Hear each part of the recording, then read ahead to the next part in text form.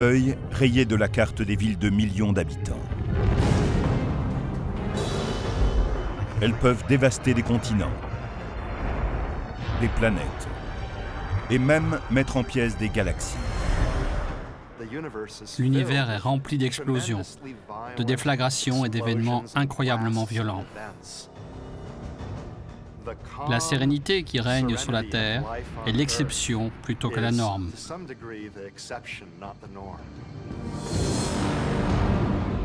Et qu'il s'agisse de collisions massives ou d'explosions d'étoiles entières, elles ont de nombreux éléments en commun.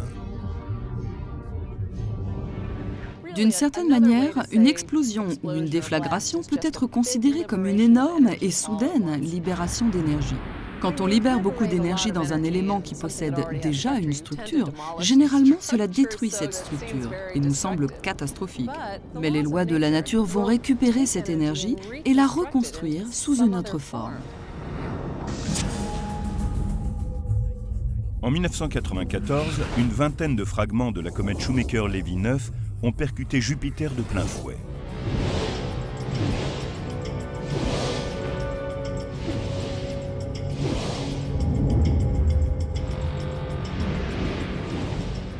La surface de Jupiter était couverte de grosses cicatrices noires si importantes qu'on pouvait les voir avec un télescope amateur. Le plus grand fragment de la comète mesurait plus d'1,5 km et la puissance de son impact équivalait à 6 millions de mégatonnes de TNT. C'est 100 fois plus que tout l'arsenal nucléaire mondial. Si l'on prenait toutes les bombes qui existent sur Terre et qu'on les fasse sauter en une seule et énorme explosion, on frôlerait à peine l'intensité de la collision entre ces fragments et Jupiter.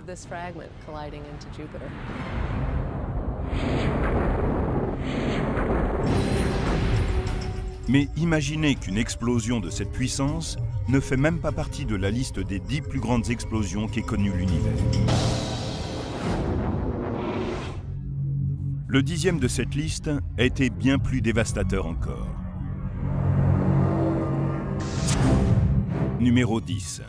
La mort venant du ciel.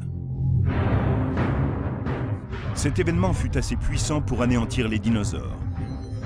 En effet, sa fumée et ses débris bloquèrent la lumière solaire. C'est ce qu'on appelle l'impact de Chicxulub. Un astéroïde s'écrasa en cet endroit de la péninsule du Yucatan il y a environ 65 millions d'années. Une roche de 10 km de diamètre, plus haute que l'Everest et presque aussi large, percutait la Terre.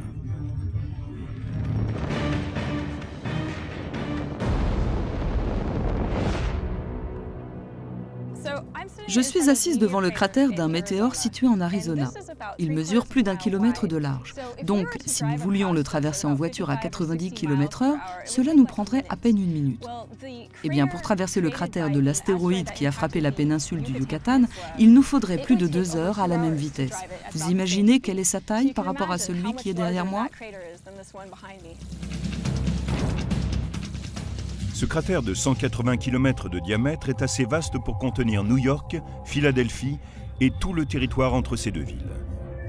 S'il s'abattait aujourd'hui sur la Terre, plus de 12 millions de personnes seraient immédiatement tuées, sans parler des blessés et des dégâts qui s'étendraient bien au-delà du cratère. Lors d'une explosion, l'énergie est libérée de différentes manières. Il y a la lumière aveuglante, produite au moment de l'impact, et la chaleur capable d'allumer des feux de forêt à travers tout le globe.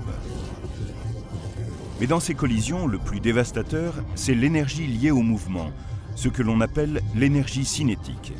C'est elle qui crée le cratère et fait voler les débris.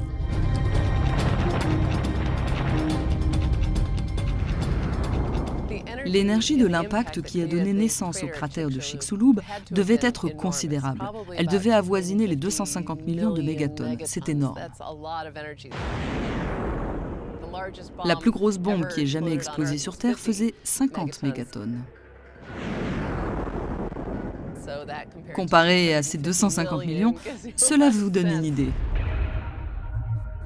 L'énergie relâchée était également 40 fois plus importante que lorsque les fragments de la comète Shoemaker-Levy 9 ont frappé Jupiter. Comprendre la quantité d'énergie cinétique relâchée lors d'un impact d'astéroïde consiste simplement à résoudre une équation composée de nombreux chiffres. Ce qu'il faut garder en tête quand on étudie l'énergie de ce type de collision, c'est la formule de l'énergie cinétique, l'énergie du mouvement. Un demi par m multiplié par v carré. La masse est le carré des vitesses. La masse m est le poids de l'objet et la vitesse v, la vitesse à laquelle il se déplace. On peut avoir d'énormes quantités d'énergie pour un objet assez gros ou assez rapide. Si l'on considère que l'astéroïde de Chicxulub était aussi lourd que le mont Everest et qu'il se déplaçait à plus de 80 000 km/h, c'est-à-dire à peu près 50 fois plus vite qu'une balle de revolver, il n'y a aucun doute, c'était l'une des plus grosses explosions de l'univers.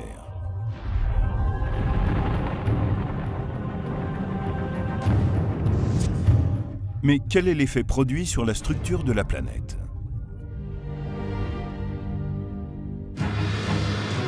Un expert en explosifs place une petite charge sous la peau d'une pastèque pour simuler le type d'énergie relâchée lorsque l'astéroïde a frappé la Terre.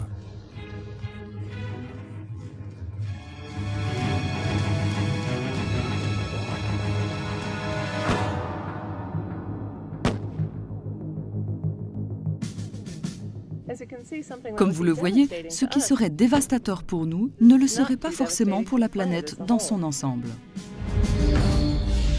Nous avons donc une certaine marge, mais les explosions peuvent être encore plus importantes. Numéro 9, l'impact martien. Heureusement, c'est Mars et non la Terre qui a été la cible d'un astéroïde 200 fois plus large que celui qui a frappé la péninsule du Yucatan. L'astéroïde qui a frappé Mars, il y a environ 4 millions d'années, mesurait environ 2000 km de diamètre. C'est à peu près la taille de Pluton ou d'un territoire qui irait de Denver à la Floride et de Chicago jusqu'au sud du Texas. C'est énorme. Et il ne s'agit que de la taille de l'astéroïde. Le cratère, que l'on appelle bassin boréal, couvre quant à lui 40% de la planète Mars. Le bassin boréal de Mars mesure environ 8500 km de large. Le cratère qui est derrière moi mesure à peine 1,5 km de large. Il faut le multiplier par plus de 5000 pour avoir une idée du cratère de Mars. Il est à peu près aussi grand que le continent africain. C'est incroyable. C'est vraiment immense. L'astéroïde qui a frappé Mars n'était pas plus rapide que celui qui a frappé le Yucatan, mais sa masse était plusieurs fois supérieure. Et l'événement produisit une libération d'énergie beaucoup plus importante. Cela représente environ une énergie 1 million de fois plus élevée, c'est-à-dire 250 millions de mégatonnes. Ça fait beaucoup.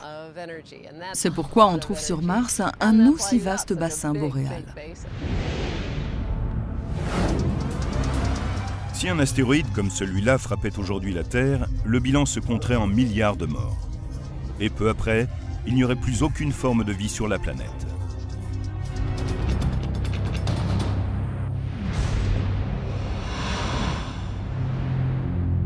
Mais l'explosion que nous allons étudier maintenant a arraché une partie encore plus grande de la croûte terrestre. Heureusement, elle s'est produite à une époque où la vie n'était pas encore apparue sur Terre. Numéro 8. La théorie de l'impact géant. Cette fois, Mars n'est plus la cible. Mais imaginez un astéroïde de sa taille qui s'écraserait sur la Terre. La plupart des spécialistes planétaires pensent que c'est exactement ce qui s'est passé peu après la formation de la Terre, il y a environ 4,6 milliards d'années. C'est ce qu'on appelle la théorie de l'impact géant. À ses débuts, le système solaire était bien plus encombré qu'aujourd'hui. Les éléments n'étaient pas encore bien en place. Des tonnes de fragments se baladaient un peu partout, entraient en collision, pour finalement produire les objets que nous connaissons aujourd'hui. La Terre n'était alors qu'un terrain vague en pleine fusion. On n'y trouvait aucune forme de vie, mais ce n'était pas plus mal car la violence des collisions aurait anéanti celle qui aurait pu s'y trouver. Comment la Terre s'est-elle remise de l'événement le plus violent de son histoire ?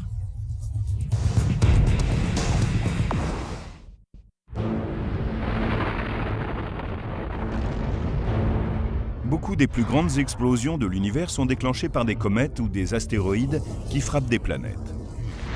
Ces impacts peuvent engendrer une énergie des centaines de fois plus redoutable que tout l'arsenal nucléaire terrestre.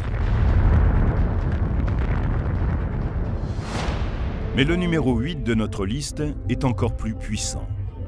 Il s'agit d'une explosion provoquée par une roche de la taille d'une planète qui est venue frapper la Terre. Cela s'est produit peu après la formation de la Terre, il y a environ 4,6 milliards d'années. Un objet de la taille de Mars, que certains appellent Theia et d'autres Orphée, est entré en collision avec la Terre. Les conséquences furent catastrophiques.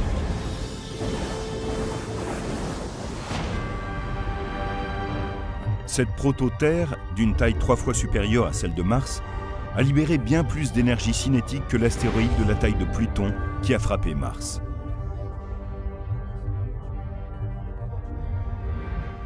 Theia a arraché le manteau terrestre. L'impact a été 10 fois plus puissant que celui qui a formé le bassin boréal sur Mars. Mais cette force terriblement destructrice a eu aussi des conséquences positives et déterminantes pour nous. Quand Theia a frappé la Terre, le choc s'est sans doute produit de façon oblique. De ce fait, les noyaux ferreux des deux planètes ont fondu pour n'en former qu'un seul, plus grand.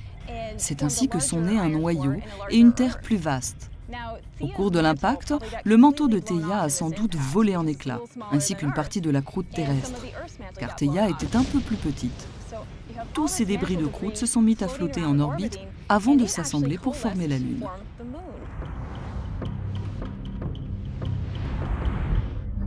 La Lune stabilise l'axe de la Terre. Elle l'empêche d'osciller dangereusement et lui permet ainsi de bénéficier d'un climat stable.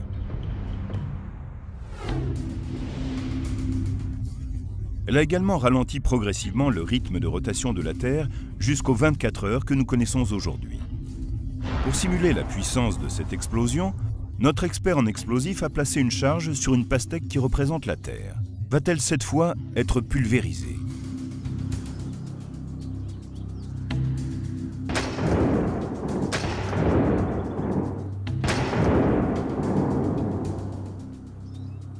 Il y a pas mal de dégâts, mais la structure de base est toujours intacte. Sous l'effet de la chaleur dégagée par l'impact, la Terre et les débris ont de nouveau fondu. C'est pour cette raison que l'événement n'a pas donné naissance à un grand cratère. La Terre en fusion a repris la forme d'une sphère et s'est refroidie. Aucun type d'impact ne pourrait donc réduire une planète en poussière ? Numéro 7. Quand des mondes entrent en collision. Dans l'espace profond se trouvent deux planètes, l'une de la taille de Vénus, l'autre de celle de la Terre, qui sont entrées dans une phase de collision. Ces planètes rocheuses abritent peut-être même des formes de vie. Un élément de leur système solaire leur a fait quitter leur orbite habituelle. Et au lieu de produire une déflagration lumineuse, elles se sont percutées de plein fouet. S'il y avait eu un observateur sur une de ces planètes, il aurait assisté à un événement terrifiant. Imaginez que vous voyez une planète arriver droit vers vous. Cela signifie que le ciel serait très vite entièrement occupé par cette planète qui va bientôt entrer en collision. Tout serait terminé en un instant. La vie s'éteindrait si vite qu'on n'aurait sans doute pas le temps de s'en rendre compte.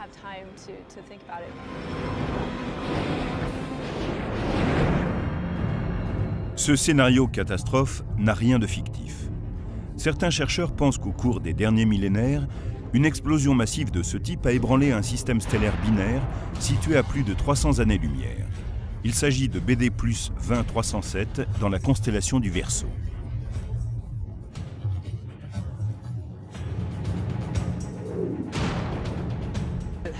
On y trouve une énorme quantité de poussière, 1 million de fois plus que dans notre système solaire.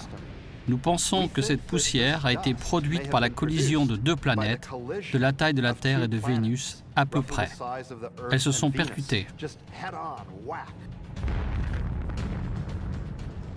Elles se sont mutuellement détruites en produisant une énorme quantité de poussière. Il faut beaucoup d'énergie pour que deux planètes se pulvérisent ainsi. Il s'agit d'une puissance non pas des centaines, mais des millions, voire des milliards de fois plus importante que l'arsenal nucléaire mondial. Avec une charge de ce type, nous n'allons pas simplement détacher un morceau de cette pastèque, nous allons la faire voler en 1000 morceaux.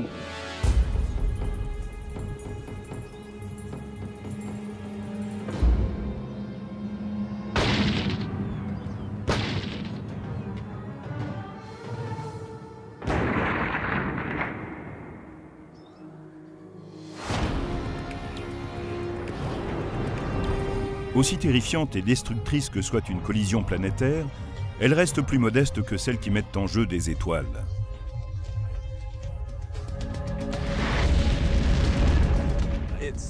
C'est une toute autre histoire. La principale raison en est que la masse est bien plus importante que celle d'une planète. Et puis, il y a toutes sortes de mécanismes qui peuvent entrer en jeu. Fusion nucléaire, effondrement gravitationnel, et qui peuvent générer une formidable énergie.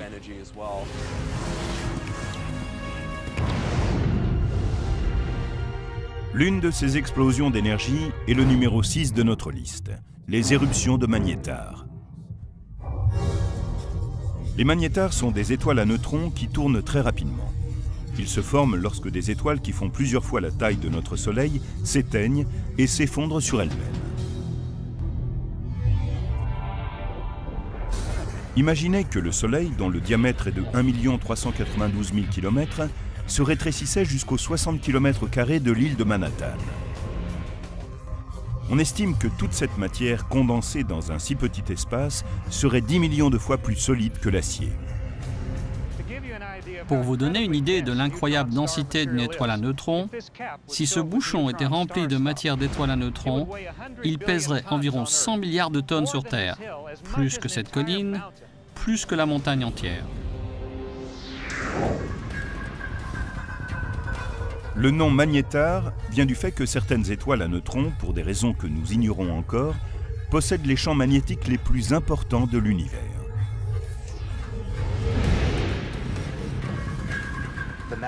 Le champ magnétique d'un magnétar est exceptionnellement puissant. Il peut être 1000 millions de milliards plus puissant que celui de la Terre. C'est fantastique. Le champ magnétique possède une telle intensité que si un magnétar apparaissait soudain entre la Terre et la Lune, il pourrait interrompre tous les systèmes électroniques de la planète, y compris effacer les informations des cartes de crédit.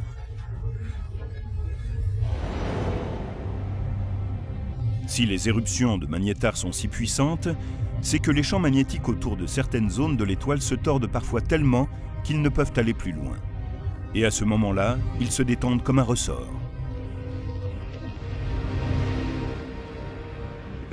Le processus est similaire à celui d'une éruption solaire, car c'est le champ magnétique qui augmente l'énergie. Ce sont les secousses, les enchevêtrements, les reconnexions de lignes de force qui vont dans différentes directions, qui produisent l'énergie qui donne sa puissance à l'éruption.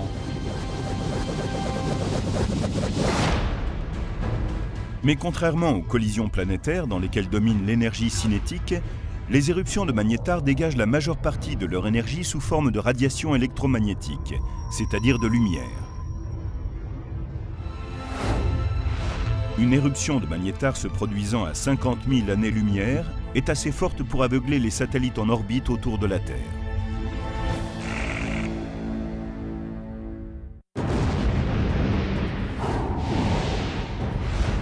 Les plus grosses explosions de l'univers dépassent tout ce que l'on peut imaginer sur notre planète. Leur puissance équivaut à des milliards de fois l'arsenal nucléaire mondial.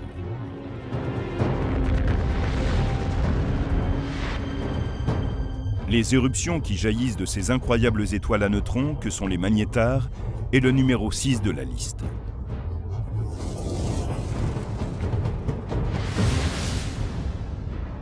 Et l'une des plus puissantes de ces éruptions jamais observées depuis la Terre a libéré en un seul dixième de seconde autant d'énergie que notre Soleil en 100 000 ans. En 2004, une déflagration est produite par un magnétar appelé SGR 1806-20, situé dans la constellation du Sagittaire. Il se trouve à 50 000 années-lumière de la Terre, à l'autre bout de la Voie lactée. C'était incroyablement puissant. Cette énergie s'est déployée en un dixième de seconde. Elle a détruit les détecteurs des satellites qui passaient par là. Il s'agissait de l'explosion la plus lumineuse d'un objet extérieur à notre système solaire. On n'avait jamais vu ça. Et pourtant, l'événement se produisait à 50 000 années-lumière de là. Mais quelle est la relation entre la luminosité et la puissance d'une explosion? Je suis dans une chambre noire. Et maintenant, je vais allumer une ampoule. Sa luminosité dépend de deux éléments. La puissance de l'ampoule qui s'exprime en watts, c'est-à-dire l'énergie qu'elle envoie à chaque seconde, mais aussi la distance à laquelle je me trouve de l'ampoule.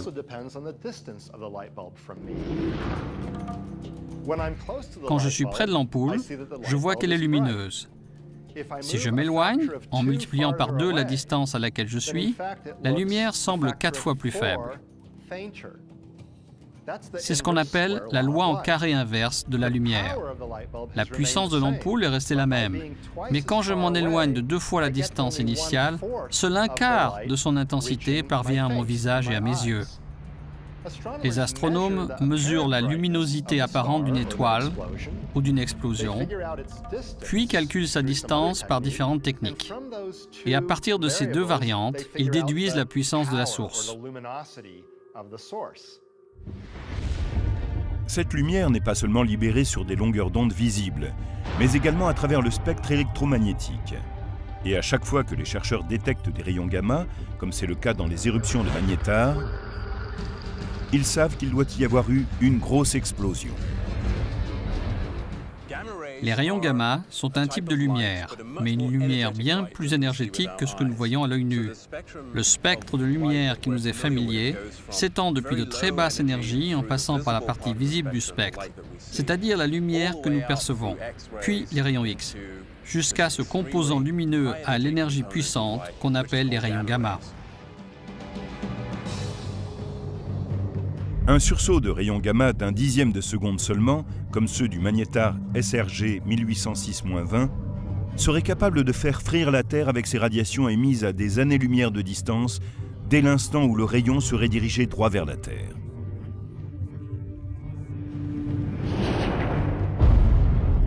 Mais les explosions de l'univers ne durent pas toute une fraction de seconde. Numéro 5. L'explosion d'une durée de 100 millions d'années.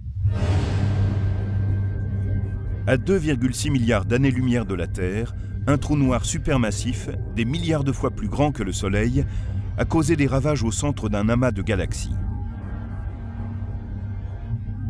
MSA 735 a libéré 2 jets continus de particules dans des directions opposées. Les spécialistes pensent que ces jets se sont déchaînés pendant une centaine de millions d'années en envoyant 2 énormes bulles vers les galaxies environnantes.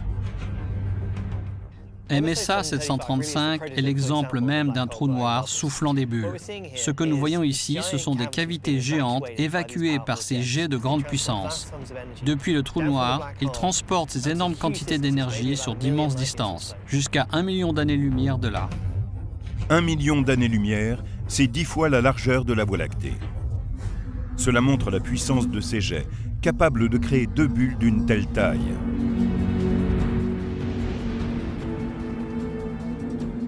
L'énergie totale de ces 2 bulles est stupéfiante. Elle excède de loin tout ce qu'on connaît dans l'univers en termes de concentration d'énergie. Mais il faut se souvenir que cette énergie a été libérée sur plus de 100 millions d'années. Cela signifie que pour une unité de temps, la quantité d'énergie relâchée n'était pas si importante. Pourtant, les jets sont assez puissants pour lancer les particules à des vitesses de millions de kilomètres/heure, équivalentes à environ un quart de celle de la lumière. Les jets et les bulles produits sortent d'1% seulement des trous noirs de l'univers. Les forces près de ces monstres sont tellement gigantesques qu'au lieu de tout avaler, ils finissent par repousser certaines particules. Il est important de souligner que ces explosions gigantesques ne correspondent pas à l'explosion du trou noir lui-même, mais plutôt d'éjections de particules qui sont à proximité.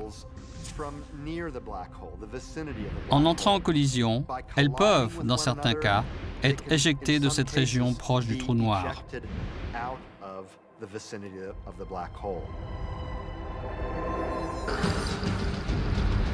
Mais comment cette double explosion peut-elle rester en activité pendant 100 millions d'années? Ce n'est qu'une question de quantité de matière cosmique disponible. Rappelons que celle-ci provient des planètes et des soleils qui sont étirés et déchirés jusqu'à n'être plus que des atomes qui sont attirés vers les trous noirs. Ces jets, dont nous avons vu qu'ils sont en activité depuis une centaine de millions d'années, disposent toujours d'une immense quantité de carburant. Ce processus peut donc durer encore très longtemps, des centaines de millions d'années. Maintenant, imaginez que l'on prenne une partie importante de cette énergie et qu'on la libère en moins de 2 secondes. Selon les spécialistes, c'est ce qui se produit lors de l'explosion numéro 4, un bref sursaut de rayons gamma. Les rayons gamma sont plus concentrés que les éruptions de magnétar. C'est un rayon très concentré de radiation, comme un rayon laser. Il sort en étroits faisceaux. Ce faisceau de rayons gamma se déplace plus vite que les particules qui sortent des jets émis par les trous noirs. Les observations montrent que l'énergie émise se déplace à une vitesse très proche de celle de la lumière, 99,9999% de la vitesse de la lumière.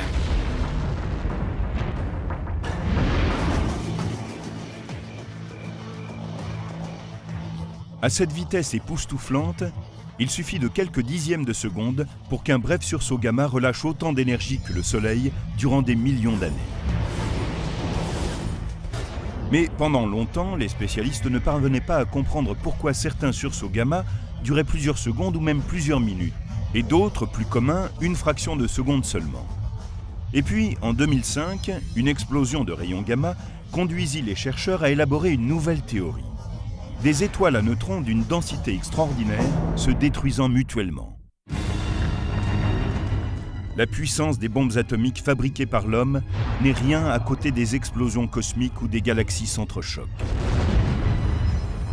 Tandis que nous continuons à examiner les 10 plus grosses explosions de l'univers, ces épisodes cataclysmiques produisent en ce moment même autant d'énergie que le Soleil au cours de millions d'années. Les brefs sursauts gamma portent le numéro 4. Pendant des années, les spécialistes ont cru connaître l'origine des longs sursauts gamma qui durent plus de 2 secondes et peuvent même aller jusqu'à plusieurs minutes. Ils viennent de galaxies qui contiennent des étoiles massives. Quand certaines étoiles massives meurent, elles s'effondrent et explosent en libérant d'incroyables quantités d'énergie, des jets concentrés de rayons gamma. Mais en 2005, des détecteurs ont repéré dans l'espace un puissant sursaut gamma qui n'a duré qu'une fraction de seconde. C'était passionnant, car les sursauts de rayons gamma que nous avions observés auparavant étaient de la catégorie des longs sursauts gamma, issus de galaxies où s'éteignaient des étoiles massives. Ici, on avait quelque chose de différent. Ce sursaut gamma était bref et venait d'une région où il n'y a pas d'étoiles massives. Cette explosion venait d'une galaxie dont on pense qu'elle comprend des étoiles à neutrons d'une densité incroyable, qui fonctionnent en système binaire. Elles tournent l'une autour de l'autre. Les spécialistes pensent qu'un sursaut gamma aussi bref et puissant se produit lorsque 2 étoiles à neutrons entrent dans une danse fatale. Elles tournent de plus en plus près l'une de l'autre et finissent par se percuter.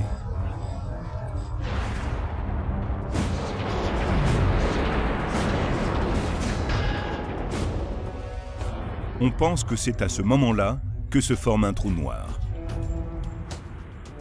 Lorsque les 2 étoiles à neutrons finissent par se toucher, l'une des 2 étoiles est déchiquetée et devient un disque. Ce qui reste est trop gros pour être une étoile à neutrons. Aucune force dans l'univers ne peut retenir 2 étoiles à neutrons, donc ce qui reste se transforme en trou noir.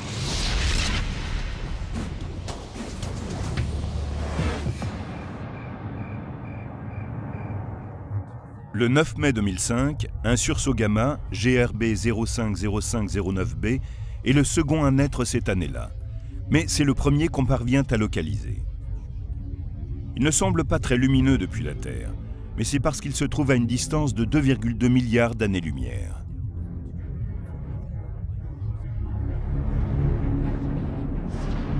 Le sursaut gamma GRB 0509b n'a duré que 40 millisecondes, mais dans ce laps de temps, il a libéré autant d'énergie que le Soleil en 100 millions d'années.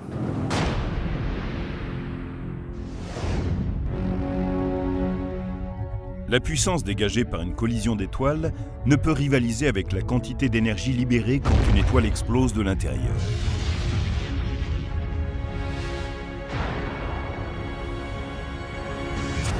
Numéro 3. Les supernovas. Quand les grandes étoiles meurent, elles ne s'éteignent pas, comme ce sera sans doute le cas pour le Soleil. Elles produisent une forte explosion.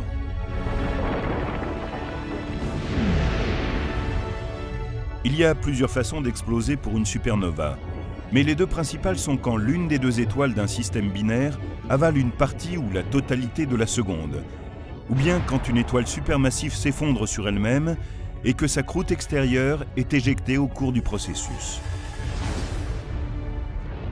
Dans les deux cas, une quantité stupéfiante d'énergie est relâchée en un court laps de temps. L'énergie du déplacement, l'énergie cinétique de la matière éjectée, équivaut à toute l'énergie que le Soleil libérera au long des 10 millions d'années de son existence.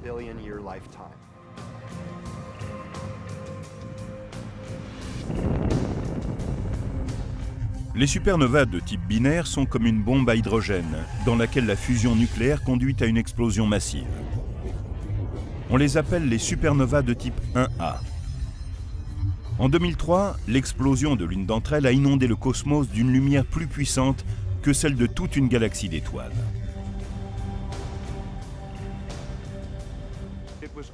Elle était 20 milliards de fois plus lumineuse que ce que le Soleil produit en 2 semaines.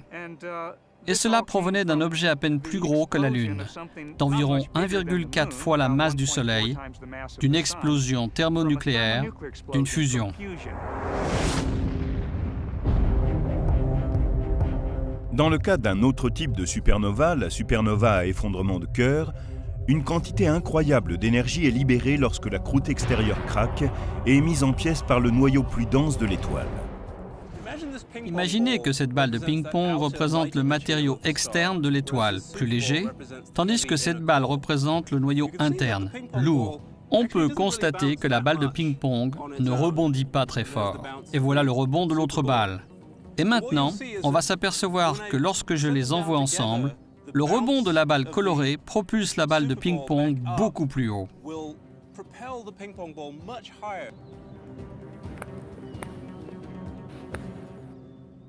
C'est très proche de ce qui se produit dans la supernova, où le lourd noyau interne rebondit vers l'extérieur, rencontre ce matériau plus léger et le disperse. En 2005, l'explosion d'une supernova, SN 2005 AP, a produit une lumière 300 fois plus forte que celle d'une supernova normale de type 2. Mais elle ne causa aucun dommage sur Terre, car heureusement, elle se trouvait à quelques 4,7 milliards d'années-lumière. Et comme pour beaucoup d'autres explosions de notre liste, les supernovas ne font pas que détruire.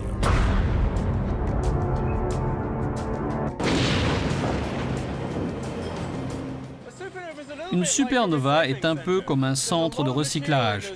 Il y a beaucoup de matière dans ces étoiles massives. De 8 à 100 fois la masse du Soleil.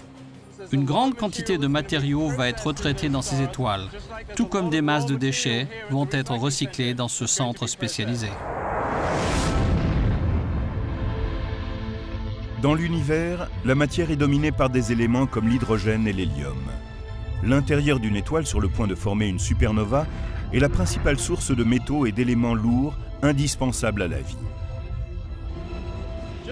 Ces matériaux sont classés en différentes catégories. L'étoile fabrique des éléments de plus en plus lourds, en commençant par l'hydrogène et ensuite l'hélium, puis elle continue avec des éléments de plus en plus lourds jusqu'au fer. Et là, le processus de fusion s'arrête. Plus tard, quand elle devient une supernova avec le mouvement de compression que cela implique, l'étoile peut fabriquer des éléments encore plus lourds. Tout comme ces matériaux qui sont maintenant mis en ballot, traités, préparés à quitter le centre de recyclage et à revenir dans notre monde pour être réutilisés, les matériaux fabriqués dans les étoiles et projetés ensuite dans l'univers par l'explosion d'une supernova vont être également réutilisés. Ils pourront servir dans d'autres étoiles ou d'autres planètes. C'est ce dont nous sommes constitués. C'est la matière même de nos corps. Ces éléments lourds ont été fabriqués dans une supernova.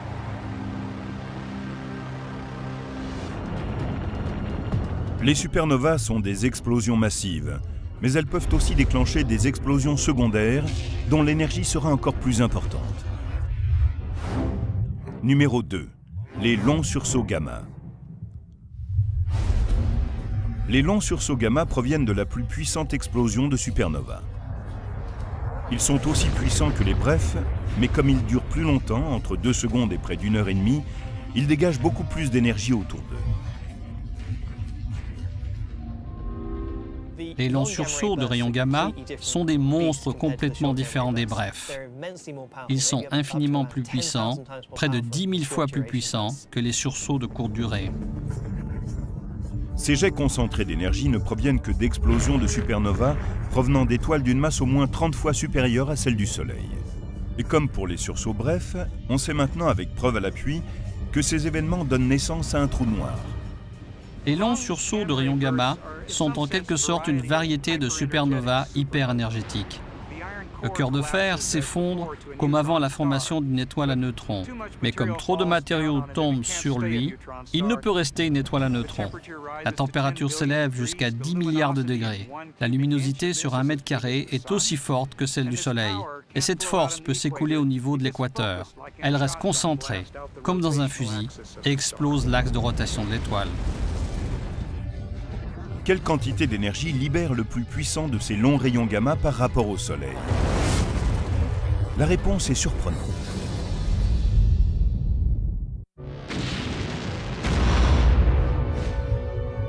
Nous en sommes au numéro 2 de notre liste, les longs sursauts de rayons gamma. Ce sont les faisceaux d'énergie les plus puissants et les plus concentrés de l'univers. Ils libèrent plus d'énergie en quelques instants que le Soleil au cours des 10 milliards d'années de son existence.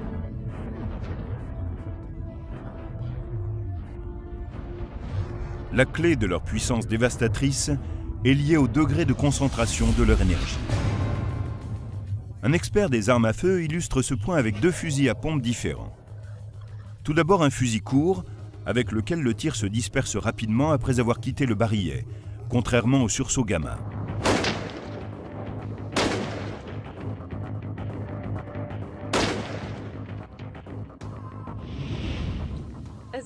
Comme vous le voyez, la pastèque est abîmée, mais pas tant que ça, car le tir s'est dispersé et seule une partie a touché la cible.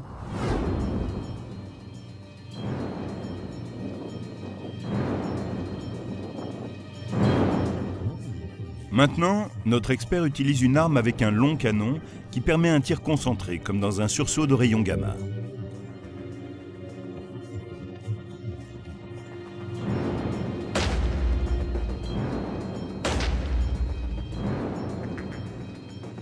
Lorsqu'il est concentré, le tir peut être dévastateur. C'est une chance pour nous que la plupart des sursauts gamma soient libérés à des millions, voire des milliards d'années-lumière de la Terre et pointés dans d'autres directions.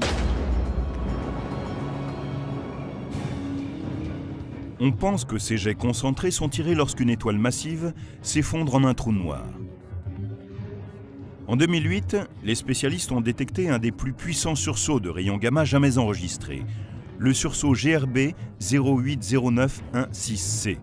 Il a duré 23 minutes.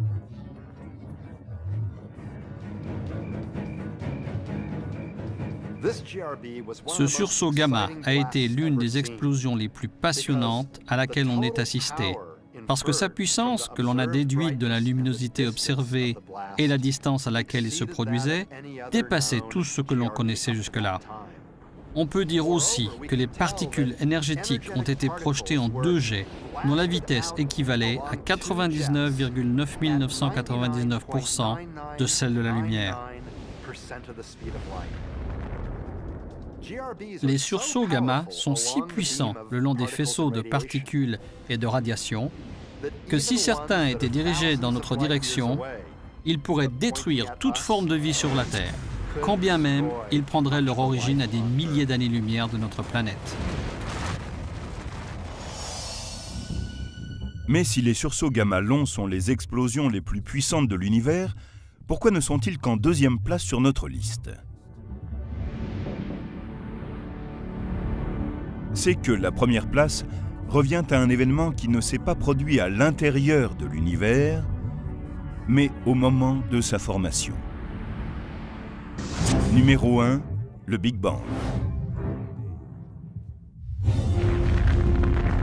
Cette mère de toutes les explosions est sur le plan technique une expansion et non une explosion, car elle ne s'est pas tenue à une zone précise.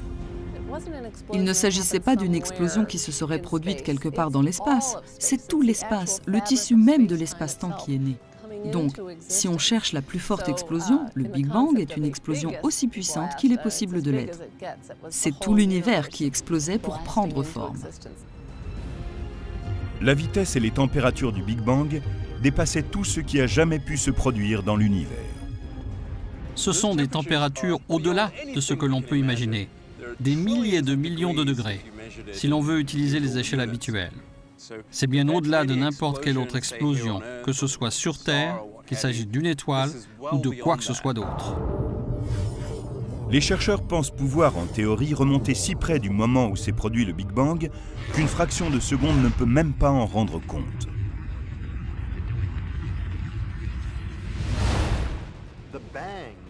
L'explosion du Big Bang, au début de l'univers, est un moment que l'on définit comme une inflation.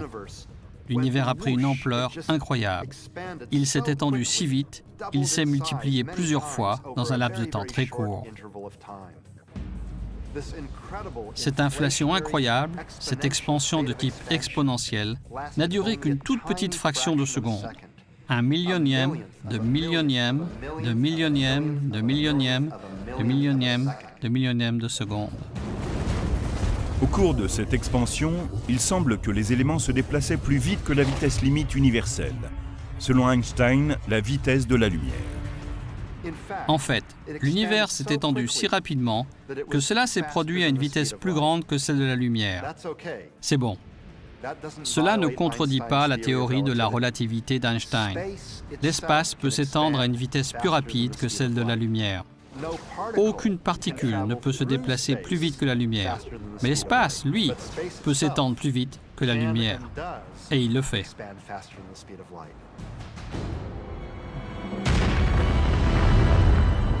Le Big Bang est la plus puissante des grandes explosions de l'univers. Mais ces brusques libérations d'énergie font bien plus que de détruire. La création de l'univers, du Soleil, des étoiles, de la Lune, est liée à cette soudaine et fabuleuse libération d'énergie. Il y a un lien très fort entre la matière manifestée sous une certaine forme, qui est ensuite détruite et qui réapparaît sous une autre forme. Et vous savez, c'est par ce processus que nous sommes là. Tandis que l'univers évolue, ces fabuleuses explosions continuent de détruire des mondes entiers.